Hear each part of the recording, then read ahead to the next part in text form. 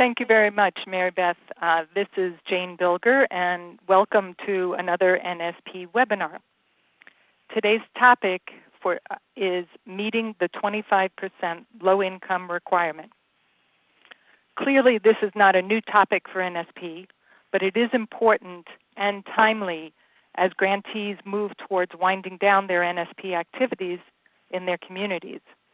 Equally important, around the country, we have seen NSP resources used to create valuable housing for low-income families who find it very difficult to locate affordable housing. With us today from HUD, we will have David Noguera from the HUD NSP team. David is a little bit delayed from another meeting, and he will be joining us.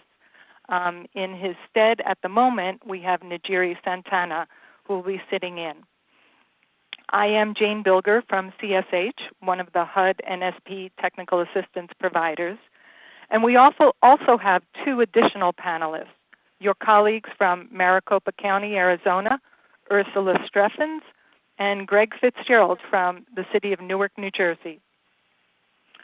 A bit of housekeeping. As you heard from the WebEx host, your telephone lines are currently muted. Later in the presentation, we will open up the lines for questions. Najiri, anything you want to start with? Anything you want to add, or should I move right into the presentation? Okay. Hearing nothing, let's move on. The format for today's webinar will be familiar to many of you. The first half, we will present background information on the 25% set aside, and then we will also have provide information on updates for policy, and then we'll talk about reporting and closeout as it relates to specifically the 25% set aside. Ursula and Greg will then highlight the strategies and lessons they learned in their communities as they were meeting the 25% requirement.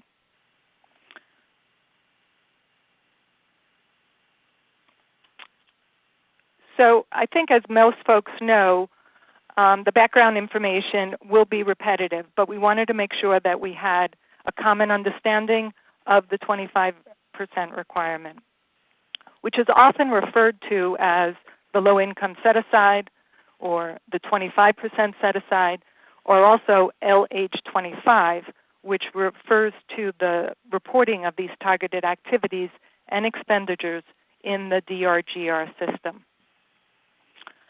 So what is the 25% low-income set-aside?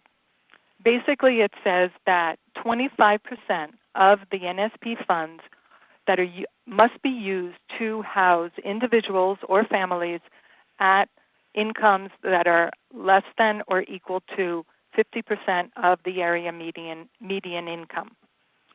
Keep in mind that the requirement rests with the grantee. You can meet this requirement by investing in a single type of program, or you can invest in several large development projects.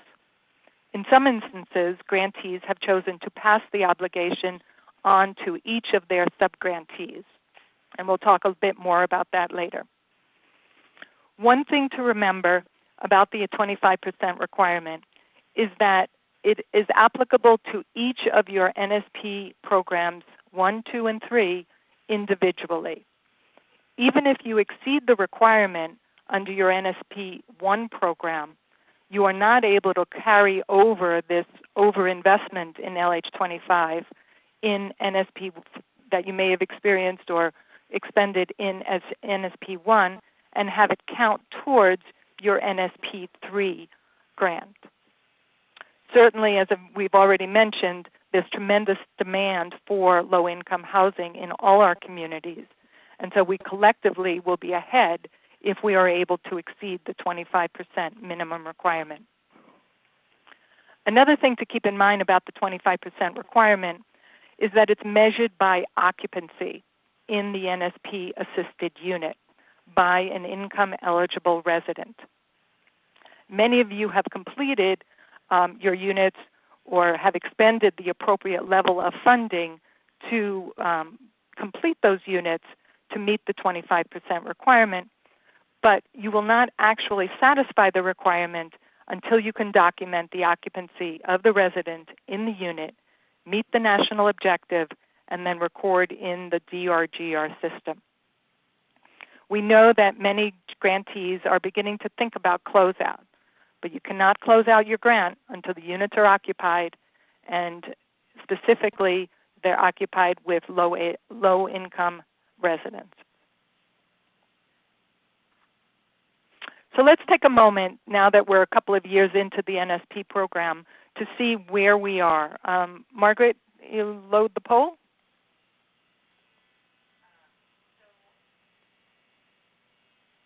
Are we seeing the poll? Okay, there we are. So what percentage do you think we have expended nationally for low-income households under LH25 for each of the NSP programs? So you can select from the percentages that are provided there, and we want you to do this based on each individual program for NSP1, NSP2, and NSP3. Go ahead and submit your thoughts.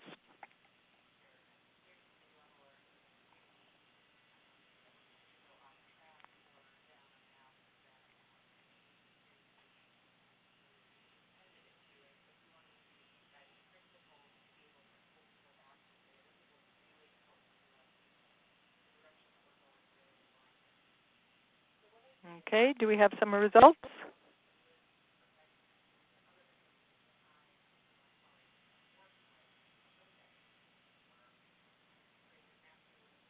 Okay, well, here's a little bit of advance. So for NSP1, we have expended 31.6% of the funding, equivalent to $1.46 billion for LH25 households. Under NSP2, we've expended 34.9%, equivalent to $673 million. And for NSP3, we're at 23.8%, equivalent to $240 million. Keep in mind, this percentage may be below the 25% for NSP3, but we're still 8 to 9 months before the final expenditure deadlines. Overall, $2.37 billion coming from both grant dollars and program income dollars have been invested to develop housing that serves lowest income population. And I'd say congratulations to everybody. Now we do see the results of the poll, and people were pretty much on target with the results. An important point that I just mentioned is that the amount of the expenditure for LH25 is made up of both the grant funds and also program income funds. So let's talk about some policy updates that we had related to the 25% set aside and program income. HUD has determined that the language in the legislation, NSP funds, includes both the original grant plus all program income earned on grant activities across each of the NSP programs. Many of the grantees around the country may have set up projects in their initial planning for NSP to meet the set-aside requirement, not anticipating that the requirement would continue to grow as program income was earned. We're going to talk today about some of the strategies that have been used by grantees around the country to expand their LH25 activities as program income has been earned.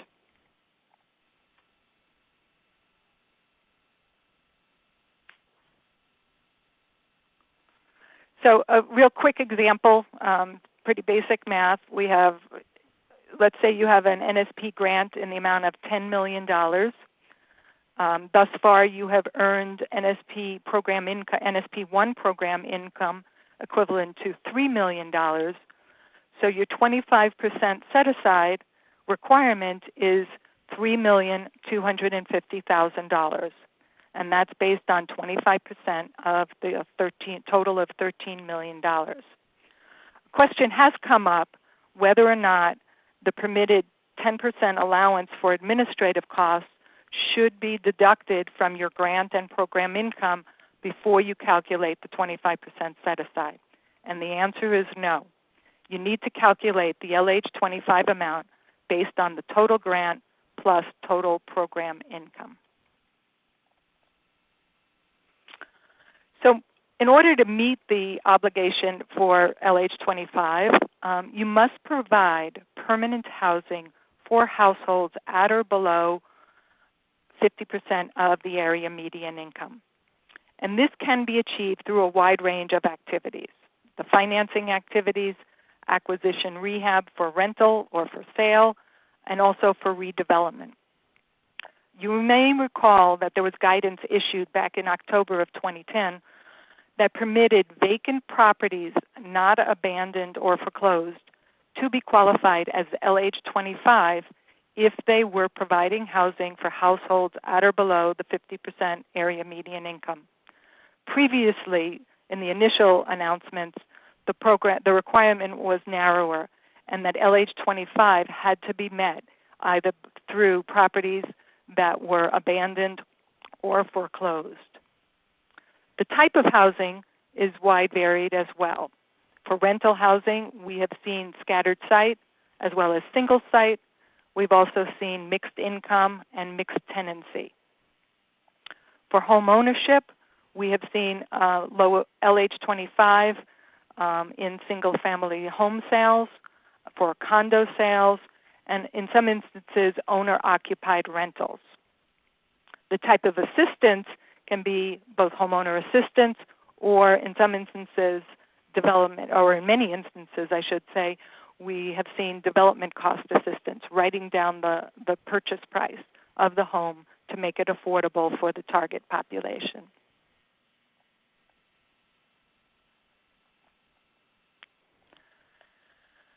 One thing I wanted to mention about eligible activities is land banking, because I've heard some grantees say, well, we're going to develop LH25 housing or low-income housing with our land bank properties in the future. And land bank properties cannot qualify to meet the LH25 requirement based on future development plans. And this really connects back to what I had said earlier about LH25 is determined by occupancy and meeting a national objective.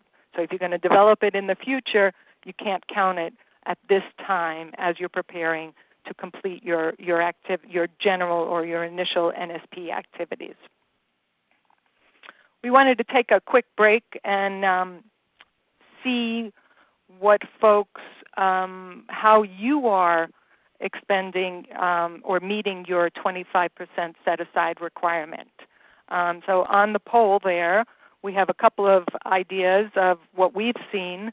So go ahead and submit, and you can choose more than one because many grantees are using more than one activity to meet the LH25. So we want to get a sense of what you're doing out there. Go ahead and complete the poll.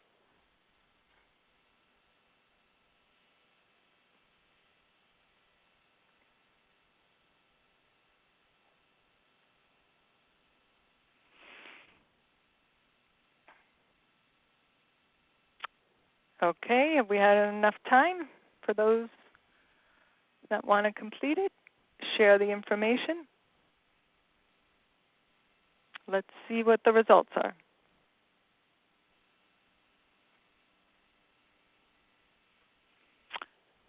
As I mentioned, there's a wide variety that folks have been using to meet the requirements.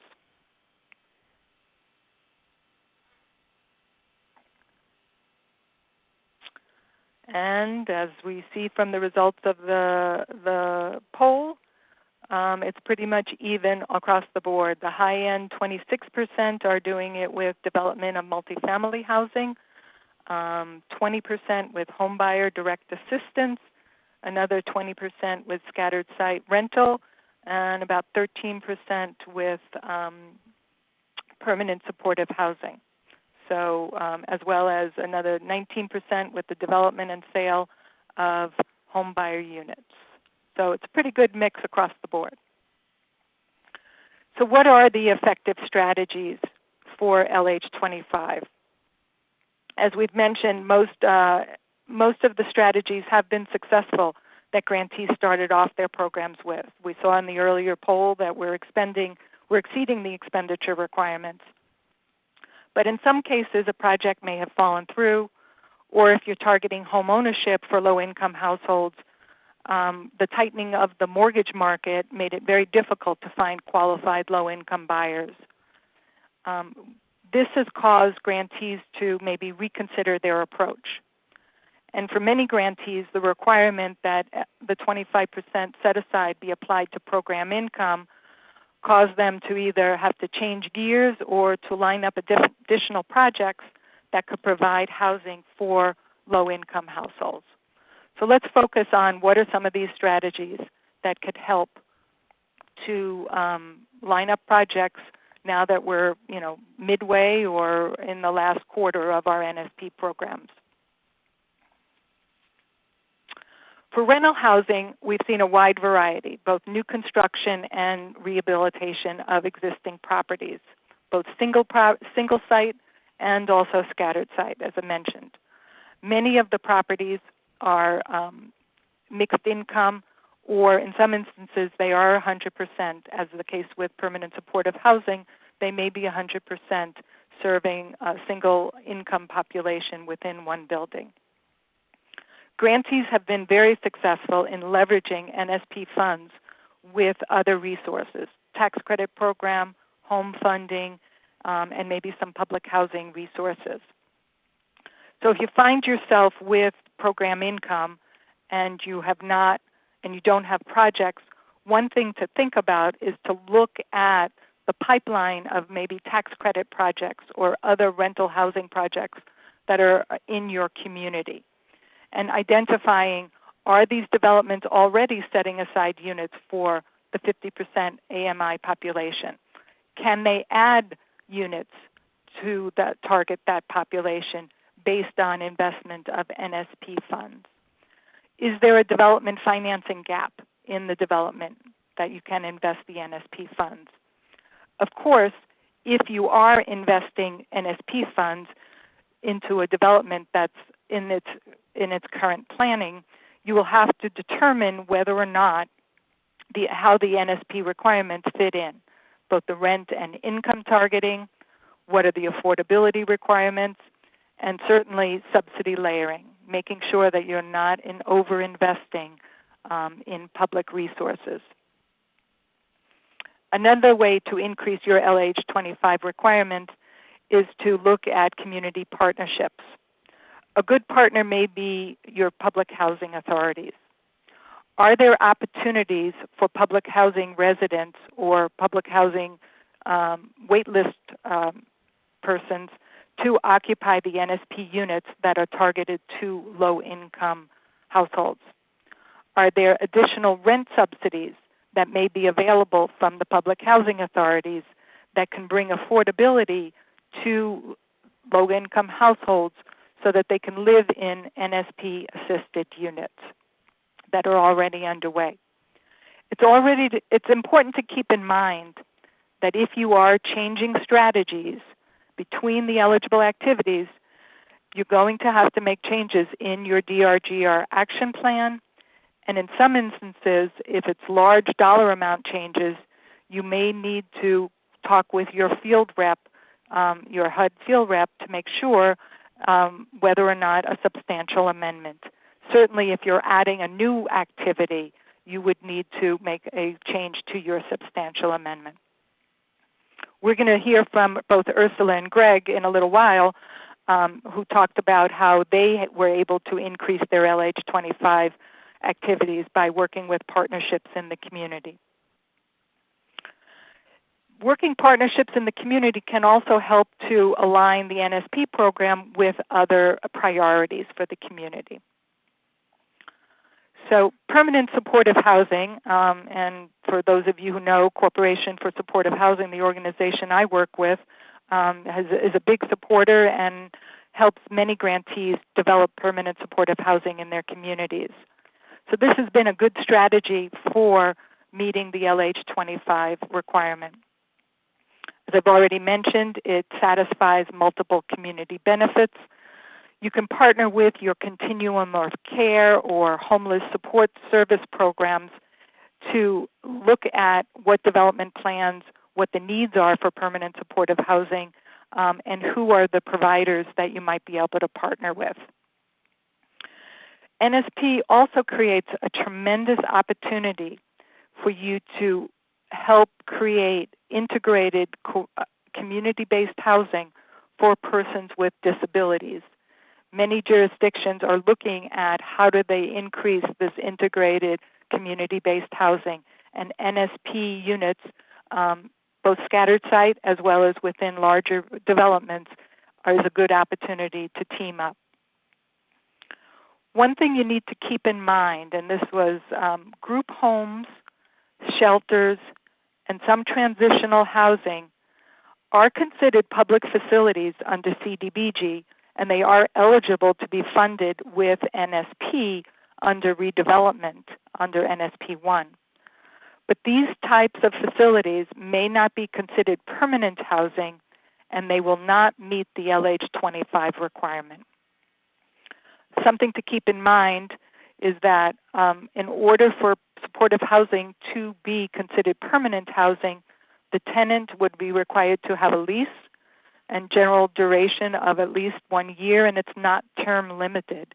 And also, if there are services provided, they must be made available voluntarily to the residents.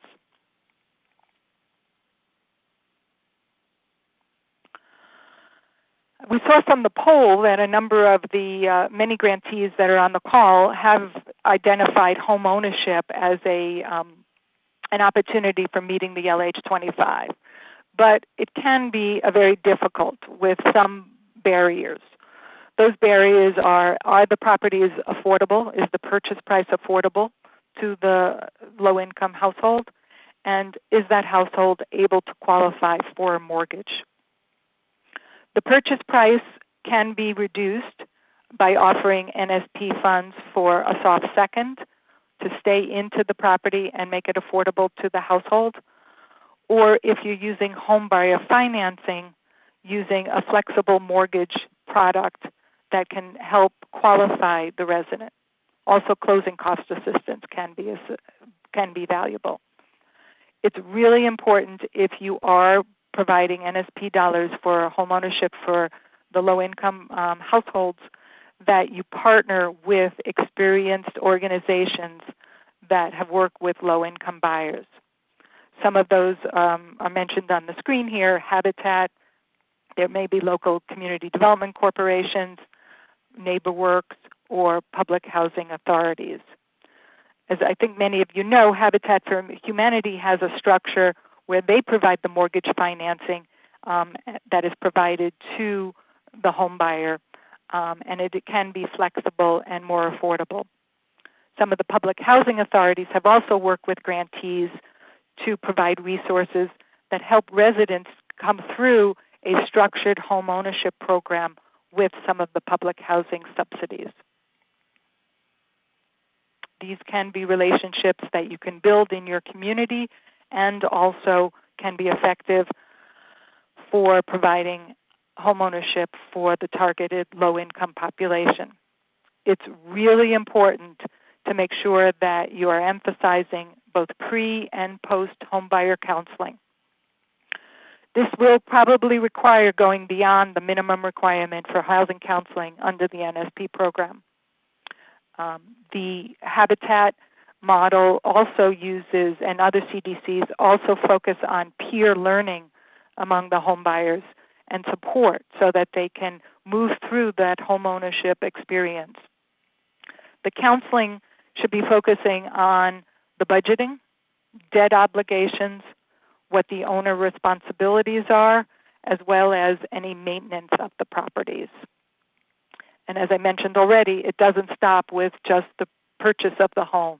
Post-counseling and keeping in touch with the home buyers is very important, especially for the low-income home buyer. With any scattered site program, it's important to make sure you have a property management company that is available, and this is if you've moved to a lease purchase program, to make sure you have good property management. You want to be able to train the homeowner to make sure they understand what the property management responsibilities are, and if you are in a lease purchase, make sure that there's good property management. Here also in a lease purchase, which I know some folks have been moving towards, you want to make sure you're establishing the purchase terms and the responsibilities at the front end, and make sure you're checking in with the tenant or the lease-to-own purchaser throughout the process. Chances are there could be a problem, and you want to make sure you got a plan B. And what many folks are looking at is how do you turn that lease purchase either in identifying another potential home buyer, or maybe it's returning the property to a long-term rental strategy. Let's take a moment and pause here a little bit, because we've been talking about a lot of program activities, and maybe we can open up and see if we have some questions on programmatic activities, and then we'll get into some of the reporting.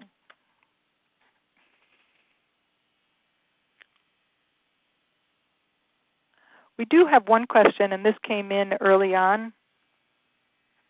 Actually, I do see that we have some questions. Doreen Stockert, do you want to open up the line and see if you have a question? See if you have something.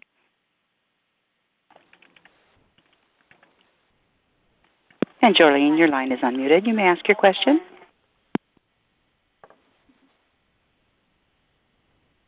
Is if I had inquired some costs, such as an appraisal fee, for a property that I was going to put in our set-aside program, and then that property, the purchase fell through, can I still use that expense towards the set-aside, or do I have to apply that towards admin, or take that out of admin funds?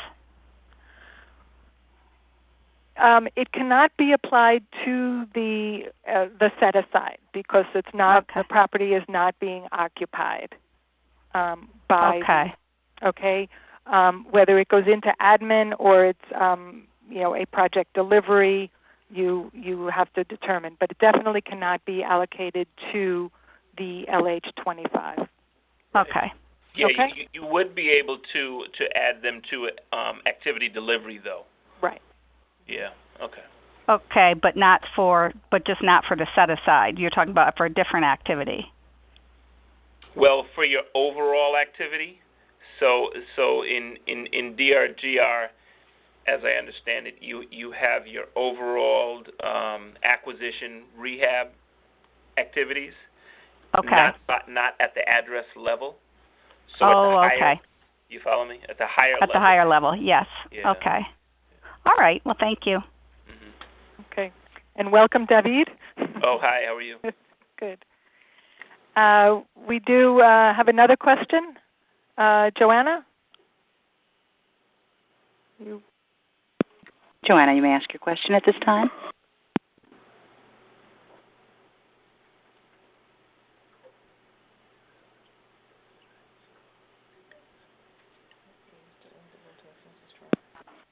We're not hearing you, Joanna, but I do see that you wrote in the question, so let me try reading that.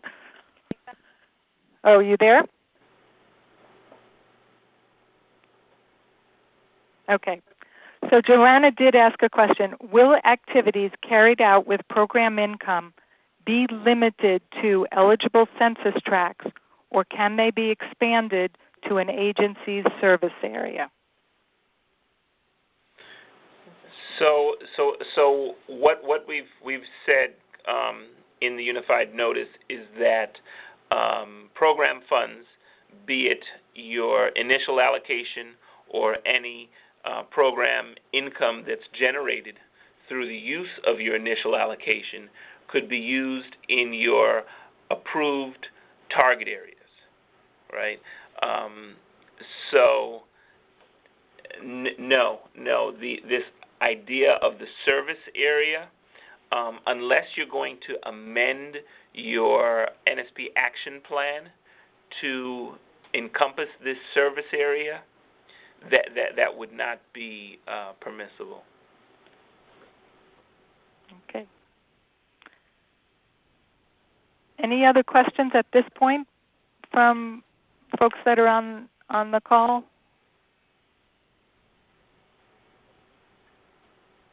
Okay, we have another question here, Tampik Tang. Tampik, you may now ask your question. Your line is unmuted. Hi.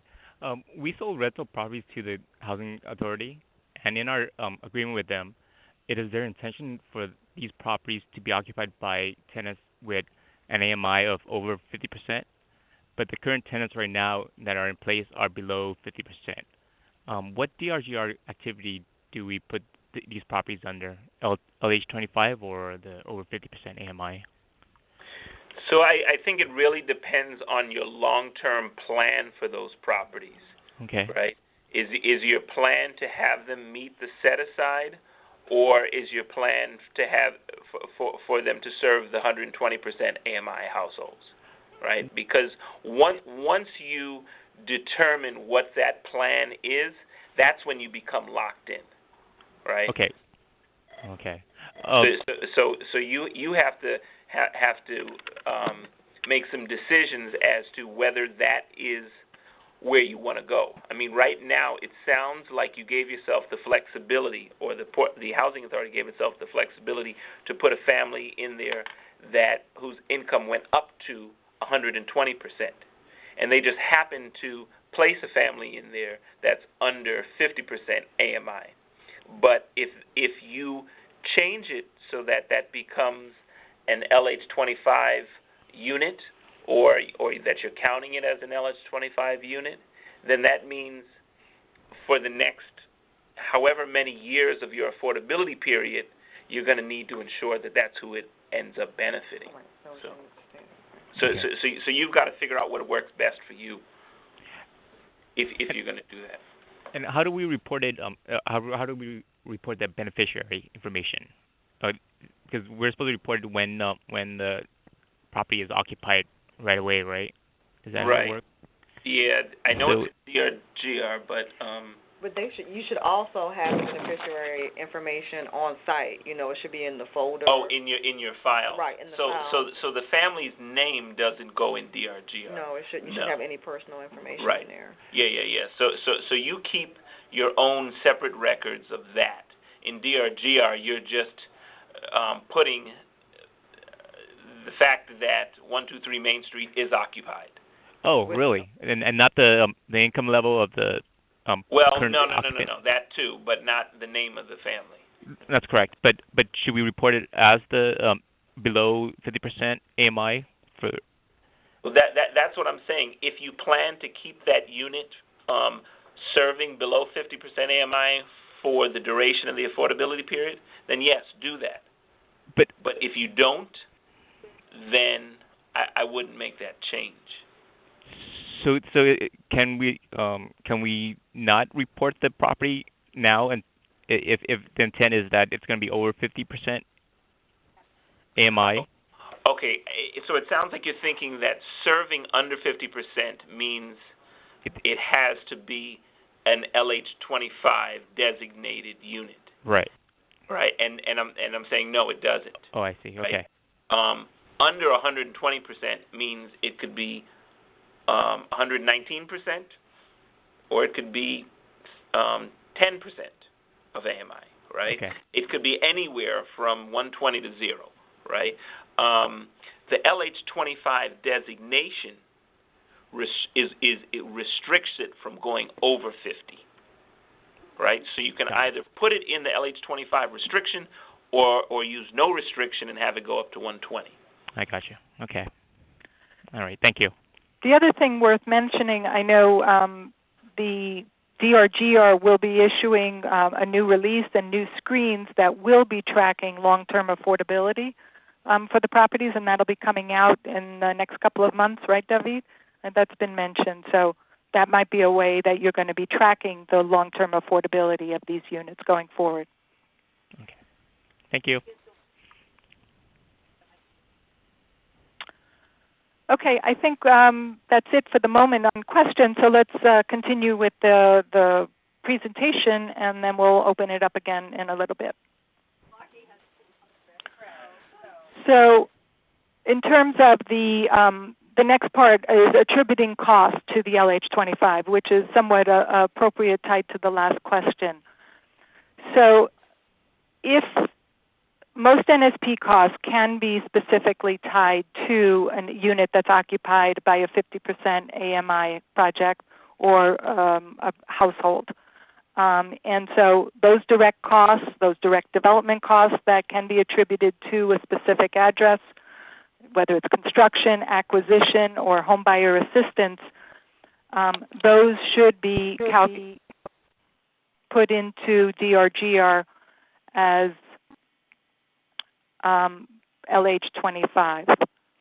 There's also related costs that if they're able to be tracked to a specific address that is going to be long-term LH25, like if there's site demolition or on-site infrastructure or activity delivery costs, again, tied to a specific address that is targeted for LH25, those costs can be attributed to LH25.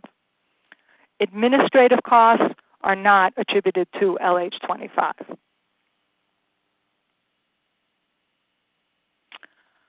When you are looking at the cost for LH25, it's easy if it's 100% building that is serving all of the units are serving households at 50% or below, and if the building is 100% NSP funded, then your total NSP investment can be attributed to LH25. But the reality is that's not how most of the developments have been put together. Most of the developments have some form of mixed income or mixed financing using tax credits or bond financing or home funds.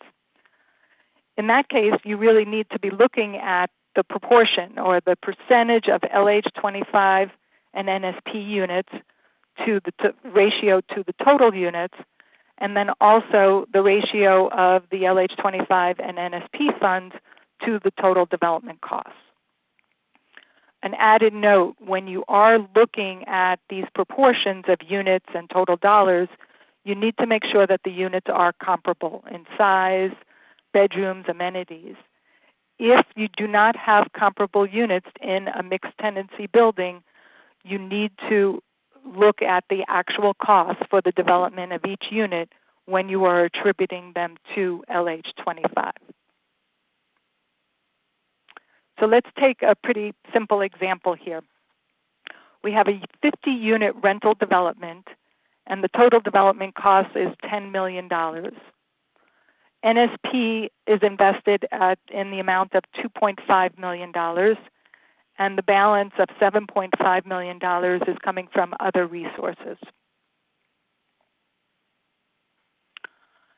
And if we look at the unit mix, we'll see that LH25, 10 of the units are targeted for households at 50% of area median income, and these are the LH25 units. 30 additional units are being targeted for households up to 120% of the area median income. And so these also are NSP eligible. 10 of the units are not rent restricted at all or not tenant income restricted at all. And this represents 20% of the units. So you can see from the slide that NSP overall, 80% of the units are NSP eligible, with 20% of the units being targeted for the LH25. So an answer to a question is, how much of the original 2.5 million NSP investment is LH25? And the answer is $2 million. And this is based on that 20% of the total units are LH25. That was 10 of the 50 units. And if you take 20% of the total development costs, that's $2 million. So 20% times 10 million is $2 million. And that's the amount, again, assuming these are comparable units, that can be attributed to LH25. The additional $500,000 is also NSP eligible because you actually have additional units that are serving the units up to 120% area median income. So hopefully that's clear. It's a pretty simple example, but and certainly it can get much more complicated in these multi-financed properties, but that's the basis of determining which of the costs, the NSP investment, are eligible and attributed to LH25.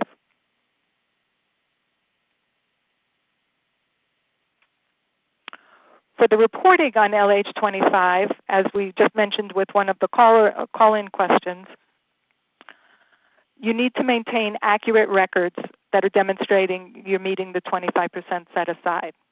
You need to keep the cost documentation for the specific units and the income documentation as well as the rent rolls for the beneficiaries. You can use DRGR to identify and report the allowable costs directly related to the low-income units. And as I just mentioned a moment ago, the DRGR screens are going to be expanded so that you can track by address affordability requirements going forward.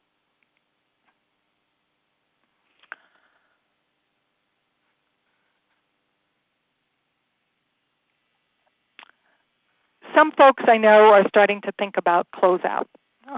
And we wanted to make sure in this webinar that we touched on how LH25 and closeout relate. So the first thing you need to keep in mind is that prior to closeout, you can achieve LH25 by completing an eligible activity and meeting a national objective, the occupancy of the unit by an eligible household that meets the income requirements, and that's in the NSP unit. You can verify that your LH25 expenses in DRGR are greater than or equal to the LH25 requirement, and as I already said, that you've updated the costs of the expenses in the DRGR system. We recognize that that's a lot easier said on that screen than in actually doing it, but those are the basic components that you need to meet in order to think about closeout as it relates to LH25. There's a lot of other pieces you need to think about on closeout also, but this is just related to the LH25. So let's say you have met the requirement, the 25% requirement, and you've been able to close out your grant. There are certain thresholds post-closeout that relate to program income and LH25. And we wanted to make sure that we were presenting these just briefly here today. There'll be more information there have been in the guidance from HUD as well as additional guidance on closeout that'll be coming. So HUD has identified in the initial closeout guidance that there are several thresholds related to program income after you close out. Keep in mind, before you close out your grant, LH25 applies to 100% of your earned program income for each of your grants. Post-closeout, it's a little different. If you earn $25,000 annually in program income, you must spend it on NSP-eligible activities. All the NSP requirements are applied, and you can use 10% of that program income towards administrative costs. If you earn less than $25,000 annually, and this is for each of your NSP grants, not collectively, it can be expended for NSP administration and monitoring and does not have to be invested in NSP eligible activities. How does this relate to LH25? Once you earn $250,000 annually in program income for each of your NSP programs, or I shouldn't say for each, in any of your NSP programs, then the LH25 requirement is triggered. So if you earn $249,000 of program income in a single year under your NSP program, after closeout, you need to spend that money on NSP eligible activities, but it is not subject to the 25% requirement for for low income populations. Hopefully that's clear. I can repeat it again. But the threshold for triggering the LH25 requirement post-closeout is a level of $250,000 in program income in any of your individual NSP programs. Certainly, you're encouraged to spend greater than those amounts for LH25, but those are the thresholds that are set post-closeout.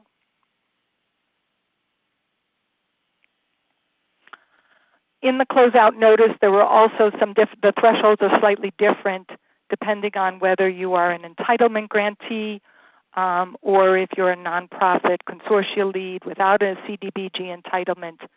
And just briefly, I don't want to get distracted on that, but if you are the second, a nonprofit consortia lead, you will be tracking program income for 5 years. You need to expend those dollars on eligible activities and beneficiaries, but the other federal requirements are not applicable. But the LH25 requirement is still applicable for $250,000 and above in program income.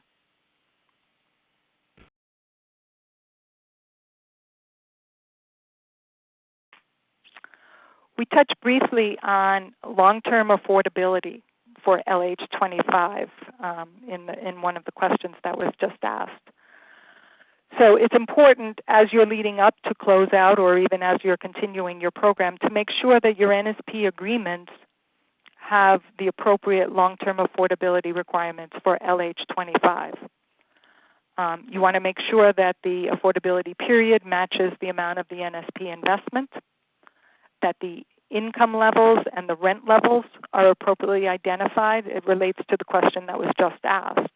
Are they intending to rent to households below 50%? If that's going to be a requirement, that needs to be documented in the agreement. Liens on NSP properties, this is across the board, not just related to LH25. And in your agreements, you need to have information about noncompliance, if there are penalties, and recapture. And certainly, as it relates to homeownership, you need to clearly identify if you're using recapture or resale as the ongoing compliance and monitoring of long-term affordability.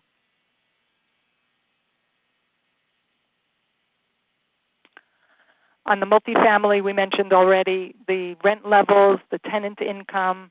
You need to continue to set up systems in monitoring to make sure that the units are occupied. And also, you need to make sure that there's some sort of monitoring of the NSP asset, which can relate to the condition of the property. On the home ownership, also long-term monitoring includes the occupancy and also the resale and recapture. If, in fact, you've used the resale requirement, it means that during any sale during that affordability period will require that another 50% area median income household is buying that property.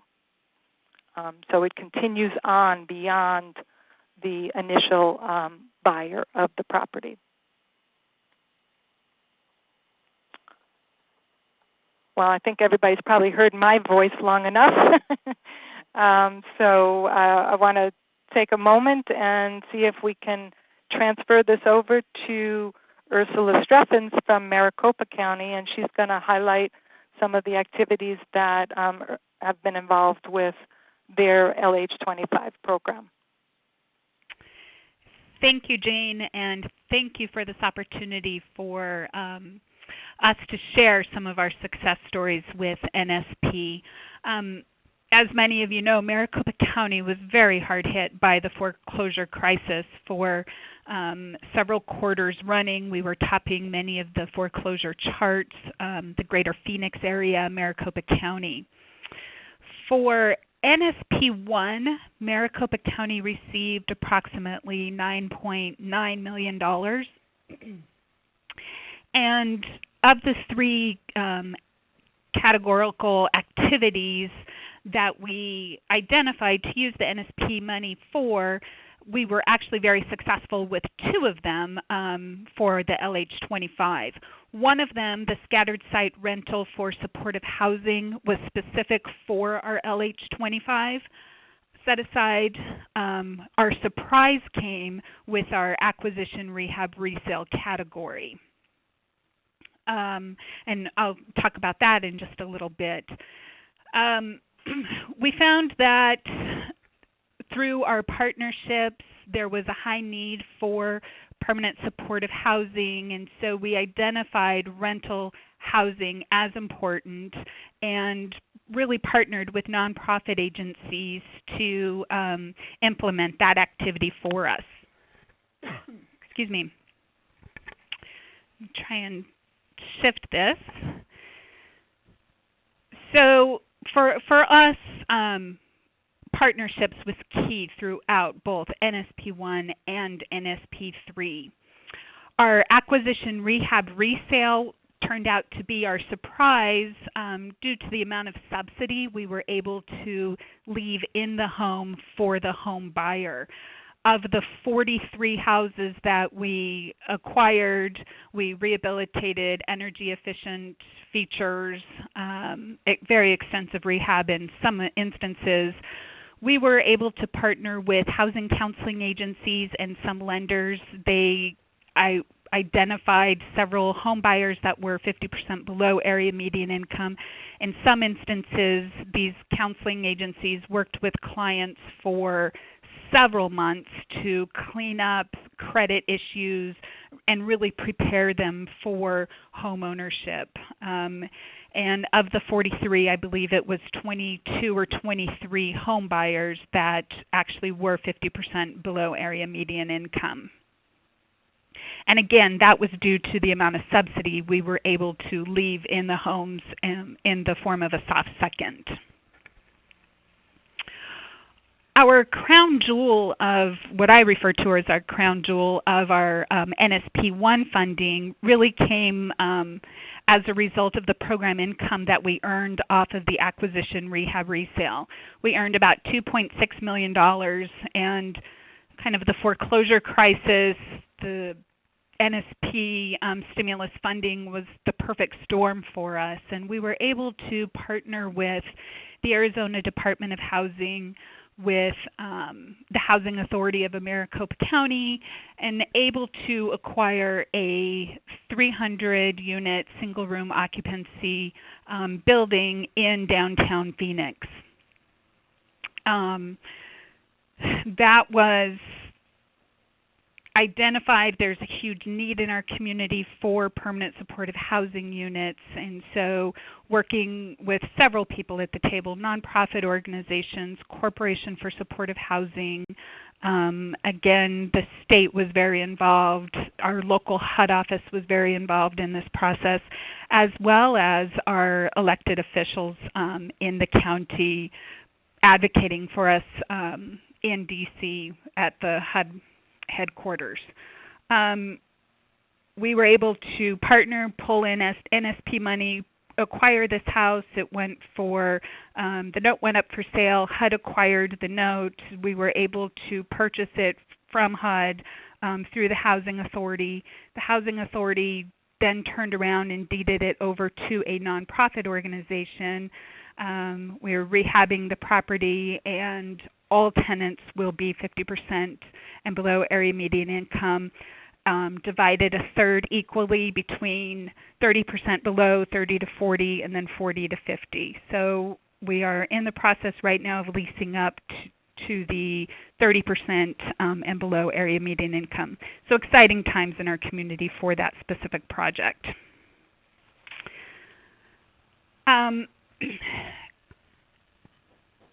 again, our program income, it was $2.6 million.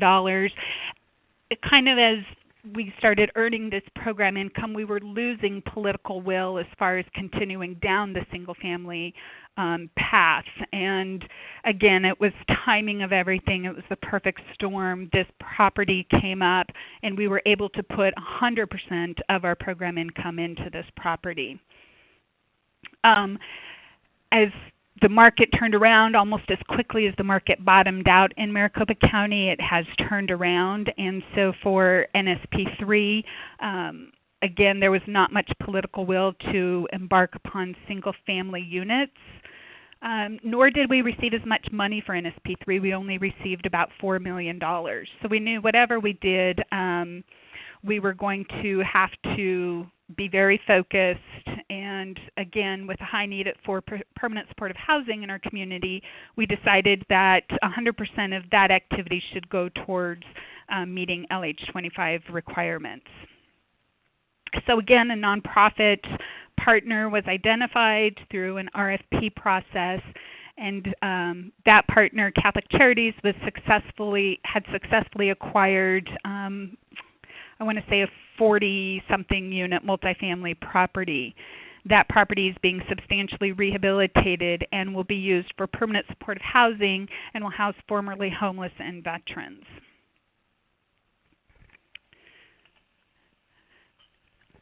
For the county, our keys to success,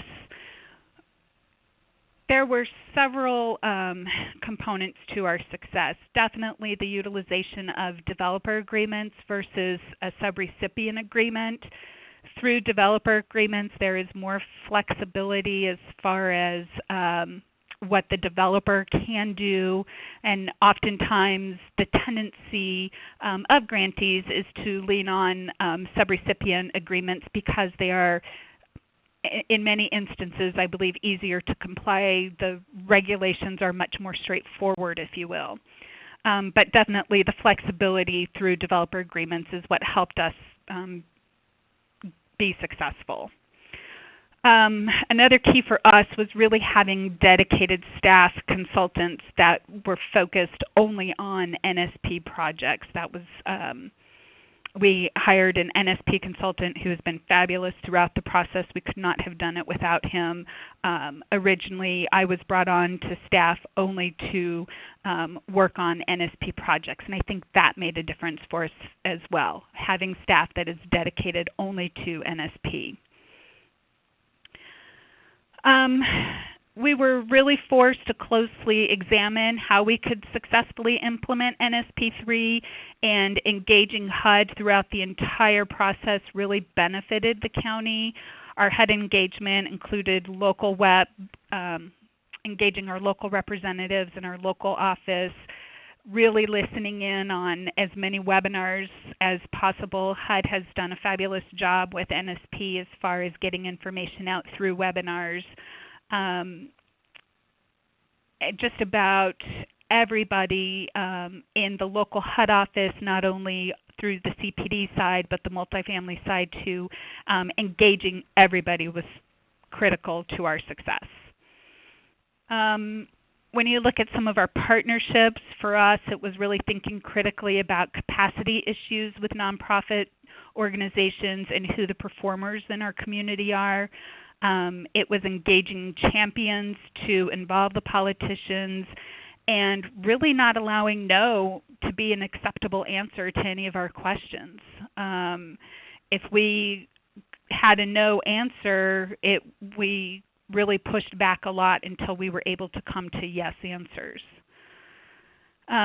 Again, partnerships, homebuyer assistance, having housing counselors and lenders that were committed to working with the 50% below median income buyers. They were tremendous in and so patient and so considerate and so compassionate with those clients. We could not have done any of this without them. when NSP1 first started, we came together as a community and we were holding quarterly stakeholder roundtables. So all of the local NSP grantees, we had banks at the table, we had the counseling agencies at the table, HUD came to the table. They were just quarterly forums for us to share best practices and solicit input and assistance in overcoming some of the challenges that each one of us were facing.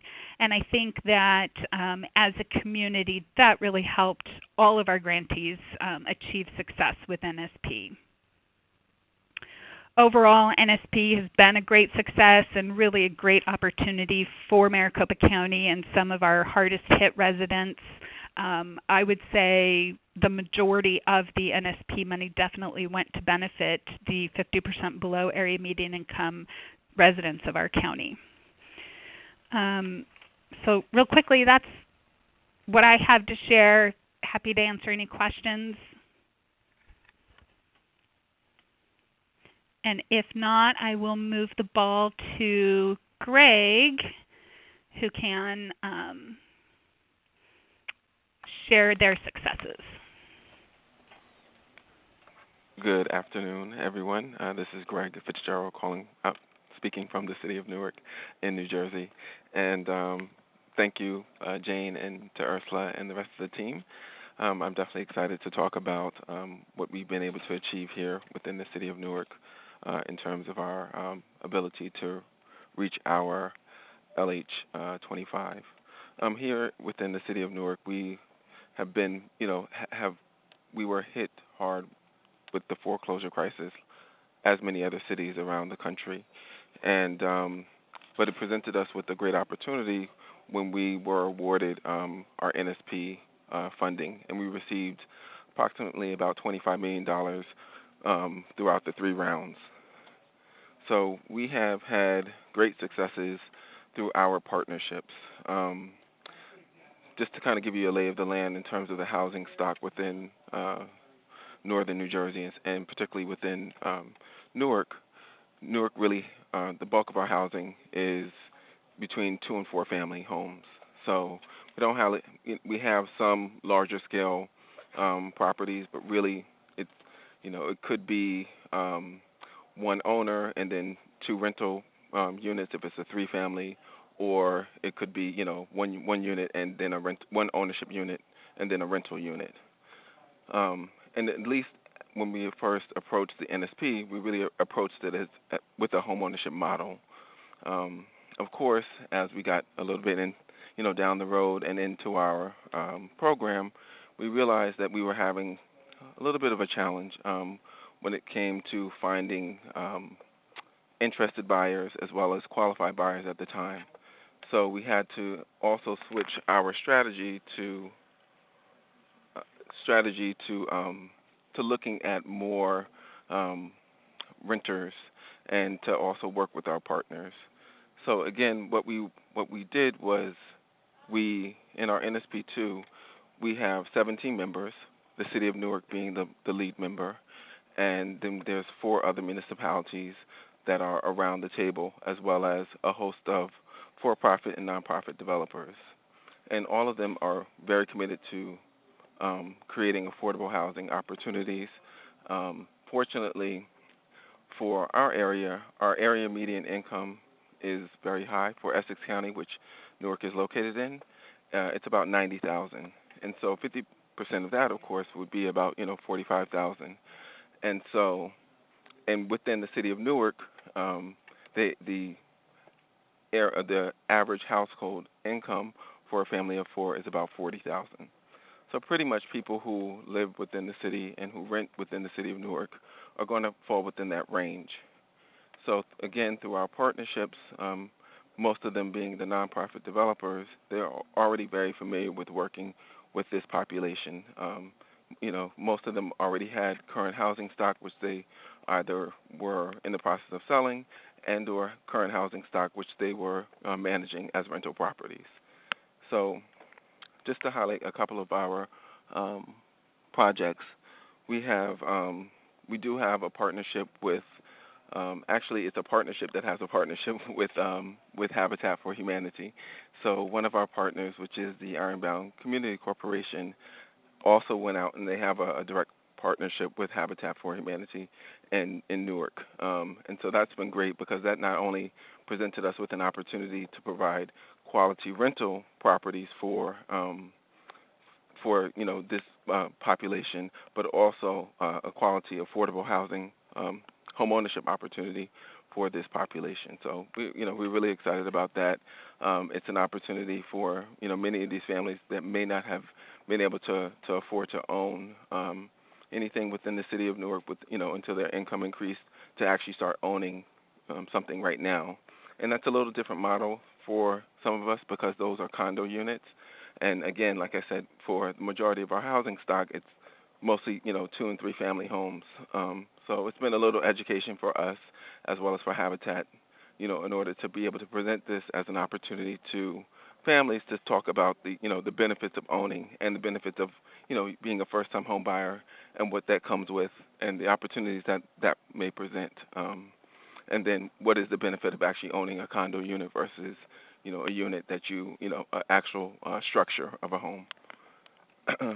Also, we had a partnership with one of our consortium members was the Make It Right Foundation and Help USA. Make It Right Foundation, as everyone probably knows, is Brad Pitt's organization, who's done a lot of work around the country, but specifically within the New Orleans community post-Katrina. So we also have a project within the city of Newark, and it has 56 units, and 14 of those units were targeting disabled veterans.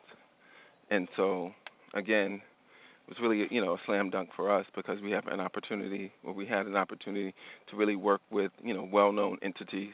Help USA has a tested and tried, proven model around the country, and they provide, supportive services. So not only do we have disabled veterans that are within, that are renting in this property, but they're also getting the supportive services that they need.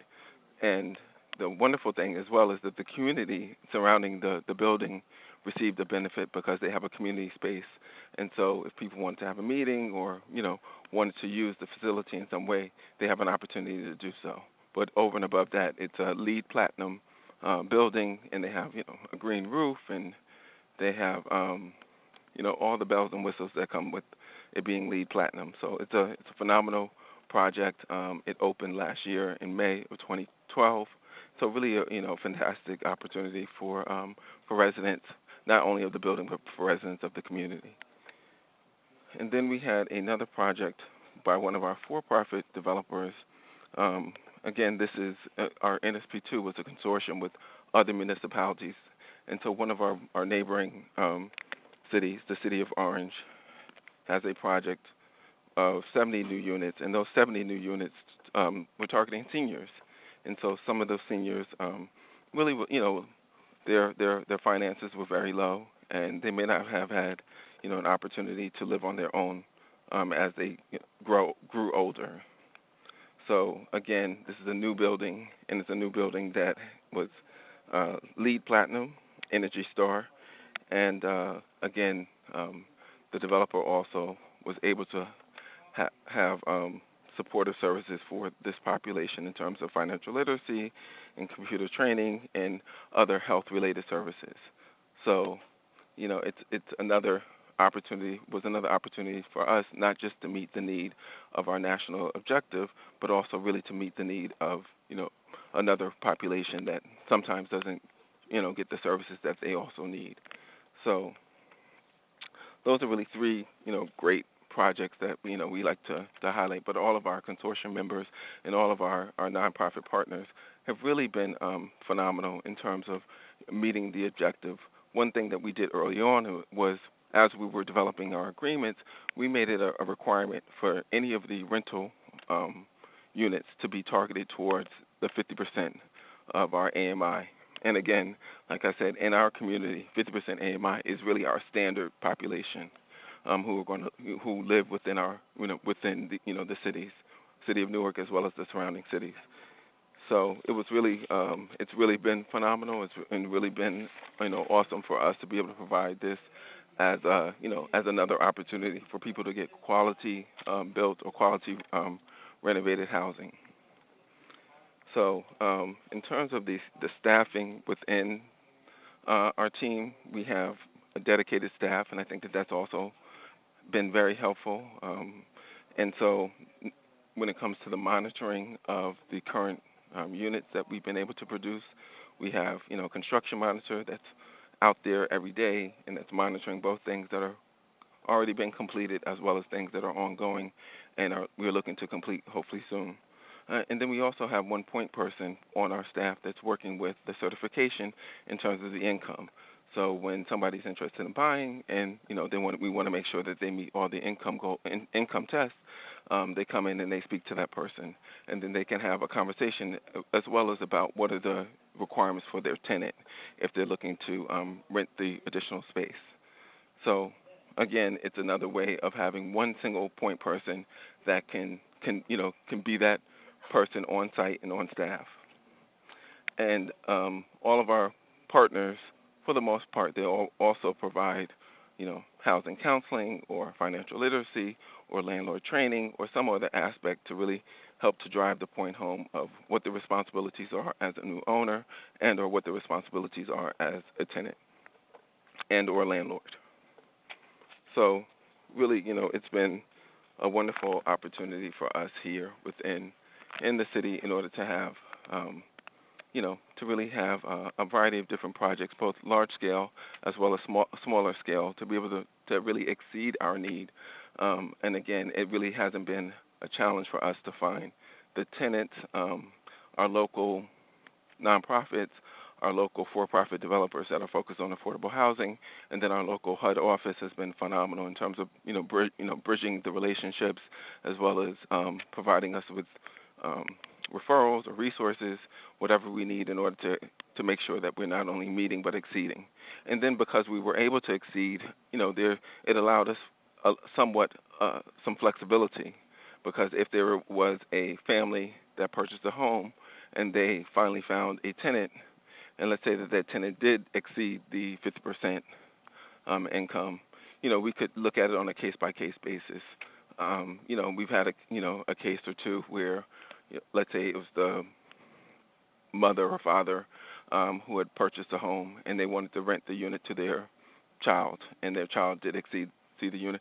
Then we can make the necessary concessions if we needed to. So again, it allowed us to look at things on a case by case basis, but also we're dealing with real people who have some real concerns and or real opportunities, and we don't want to diminish their opportunities just because of a requirement. And so that's why having this requirement and having the ability to have exceeded the requirement provided us with a good basis to make some other decisions. So again, through our partnerships, through our internal organization in terms of having a dedicated team, and through our relationships with all the different entities around the table throughout this region, this is these are the reasons why we've been able to not only meet but exceed our goals that we presented, initially. And I'll be happy to answer any questions, or I can move it back to Jane.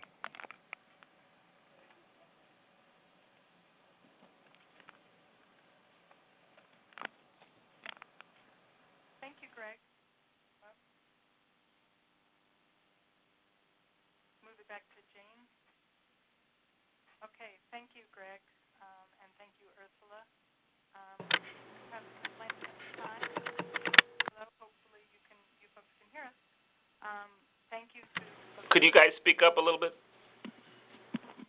Sure, sorry. Better. That's better. I had moved the mouthpiece here. Okay, thank you, Ursula and Greg, for your presentations and sort of highlighting on what's worked in your communities. We do want to open it up for questions. I wanted to check also, David, is there anything you wanted to add before we open up for questions? No, I'm enjoying it. Oh, okay, great. Okay, so I want to encourage folks to ask questions either in writing You can do that by typing your question in the box on the lower right-hand side of your screen marked Q&A, and we can read it off. But we also encourage you to ask questions over the phone, and you do that by clicking on the hand icon in the participant box in the upper right-hand side of the screen. And then we will unmute your phone when it's your time to ask a question. One thing with the telephone questions, you need to have signed in on the telephone with your ID in order for us to be able to identify you. So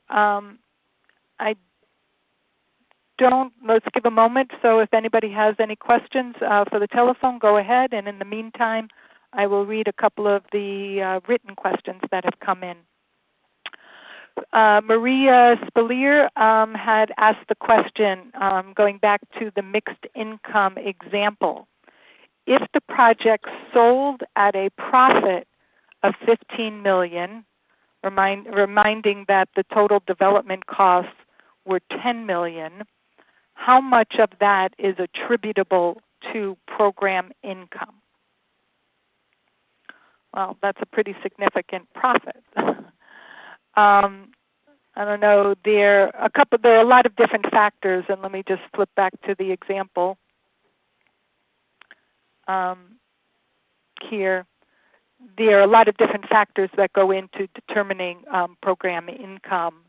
Some of it would have to do with whether it is a developer agreement or a subrecipient, and the amount that it's sold for would certainly, if it's set up in your agreement that the developer is required to return the profit, and you probably had requirements that they are not unduly earning additional profit, then I would say the $5 million, the difference, would very much be program income. David, you want to take a stab at that one too? Sure. Yeah. I would just stress what you're saying, Jane, which is that to the extent that NSP dollars were playing a role in the initial development, when the property sells, that percentage, you track that percentage, and that is what you'd classify as your program income. Yeah, I thought your example did it pretty well. Okay, good. And Maria, if you have additional questions, you can certainly write it in there. There was an additional question. Lynette asked the question, for eligible costs applied to the LH25 set-aside, can the operating reserve costs be applied as well? She indicated that she had requested a waiver from HUD for the operating reserve until the multifamily stabilizes, and the reserve is approximately $125,000, and the unit set aside is 65%.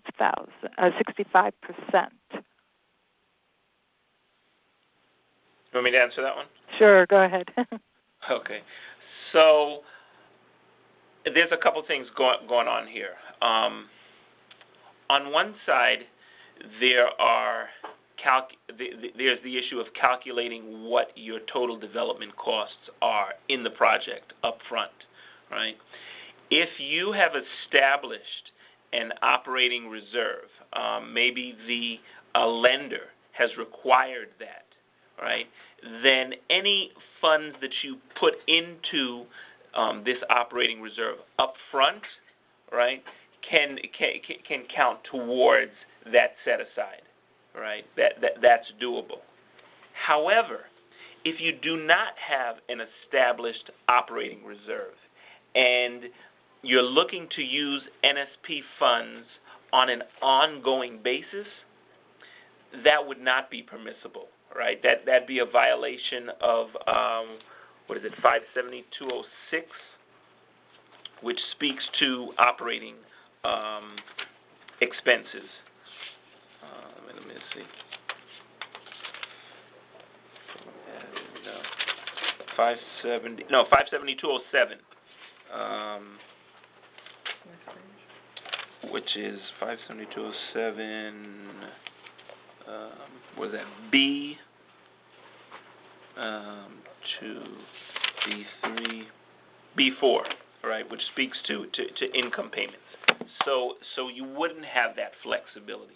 Again, CDBG is not used to operate properties on an ongoing basis.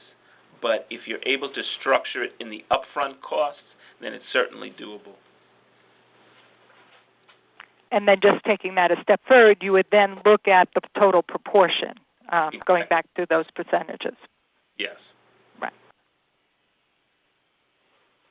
Okay, Lynette, if you have a follow-up question, you can certainly dial in by raising your hand, or you can rewrite the question with the follow-up. We do have a written question from Tom Fan, and he is asking about the follow-up to the annual threshold of program income. You mentioned that the annual threshold is $250,000 of program income triggers the low-income housing set-aside, and he wants to know if that is based on calendar year or federal fiscal year. Well, we haven't exactly determined that yet. The thought is that if you're a state or an entitlement community, we don't want you to have to take on a separate reporting activity for NSP program income funds than you would for your CDBG program. So the fiscal year that you use for apply to your CDBG program is the basis by which you'd be tracking your NSP PI, is the thought. If you are not a state or entitlement community, then we'll probably give you the flexibility to determine when is an appropriate time for you to do it. That's sort of where we're heading. Okay. And as we mentioned, I imagine there'll be a lot more information about Closeout and as it relates to program income and LH25 coming out from HUD in the next couple of months. Yes. Do we have any questions? Folks, you can raise your hand. I'm not seeing any posted yet, but we do have another written-in question. We have a question from Chris Plummer. Okay. Chris, you want to ask your question?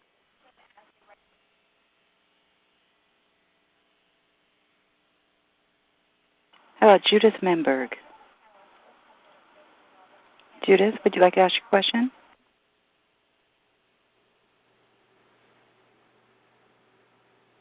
I see both Chris and Judith have typed in their question, so if they don't want to ask it over the phone, I can read it off.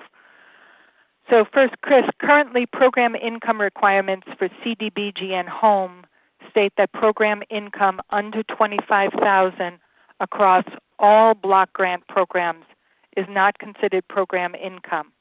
Is NSP included in this definition, or is there a separate 25% threshold for NSP? Well, I think what we've been saying up until now is that the program income that's generated post-closeout, if the total for a year, however you start and end that year, right, is under $25,000, then those funds could either be used for NSP program admin, or they could be applied to your CDBG activities, right? And if you're applying to your CDBG activities, then it would be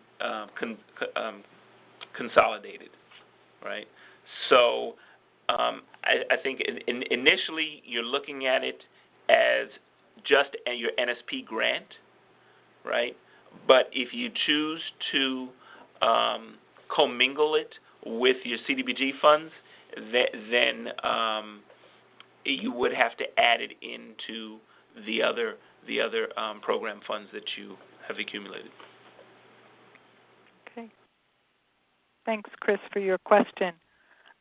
Judith, we do have a question from Judith Memberg, and it's related to long-term affordability. For a rental unit that is included in the 25% set-aside, the tenant income is under 50% at the time of the lease, but over the years, the same tenant income increases and is at 60% limit. Is there a problem for NSP? No. What we're doing is looking at, I know under the home program, they have an annual review of the tenant's income. We do not do that in NSP. We look at the tenant's income at the time of occupancy, and if the tenant changes, then we'll look at the next tenant's income at occupancy, but we don't revisit it. So we wouldn't be tracking what their income is growing to.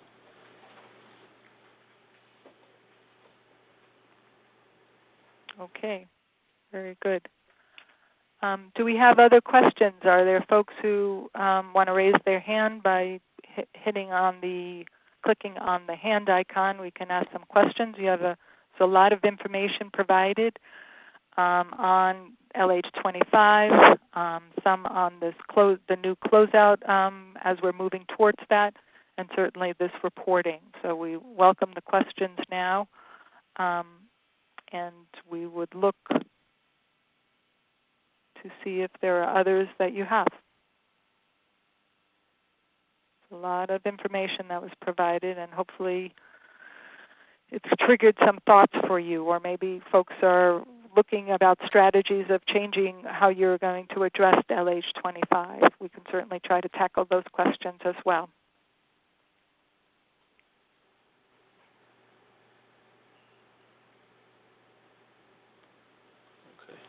Well, we could give it a couple minutes just to see if anyone else may chime in. One of the things that I'd like to mention is that as we are winding down with the NSP program, is capture the legacy of the program, right? So we'll be looking for some of these examples, like what we saw in Maricopa County and Newark, to see just what successes we've had with NSP, and not just the project itself and the sources of funds that went into it, but also the process, right? What were the challenges that had to be overcome to make that project possible? Right? What were the maybe political obstacles that you had to get around in order to get the deal done? Right? The hope is that whether it's NSP, home, CDBG, tax credit, whatever the program is, that we're able to learn from this experience with our NSP grants and apply them to whatever the next program is that you end up running to support your low-income housing or economic development efforts. You know, so we'll be reaching out to you guys, looking for some of those examples for you to share. I really appreciate hearing from the speakers today. It's just remarkable to see how much has been accomplished in really such a short period of time, you know. So I thank you, Jane, for displaying this webinar. It looks like we had quite a few callers on hand relative to what we've had over the last few webinars. So I think everyone really got a lot out of it, and if there's no other questions, then that's all I have. Thanks. Okay. Well, thank you all. I agree with what David said. There was a lot of information. Certainly, if there are questions that you have follow-up, you can certainly go on to the 1CPD and the NSP question and answer and see if you have you can ask your question there. And there's, on the next slide, we have a lot of resource information that you can access about the NSP program, and keep your eyes open and ears open for future webinars that will be coming up on topics as everybody is, in the final throes of the NSP program. We welcome your feedback also on the webinar. So when you exit today, it'll take you to a short survey, and we welcome your feedback on the material that was covered, any additional material that you would like to see covered in the webinars. We always look at the results of these surveys and develop the curriculum for the webinars going forward. If there are no more questions, thank you. Big thank you to Ursula Streffens in Maricopa County, and to Greg Fitzgerald for putting forward the activities. And everybody continue the good work. Those percentages that we saw in the earlier slides, we've exceeded the 25% by a significant amount, and I expect we're going to continue to do that as more program income is earned. So thank you, and it's a really tremendous benefit for all our communities. Thank you all.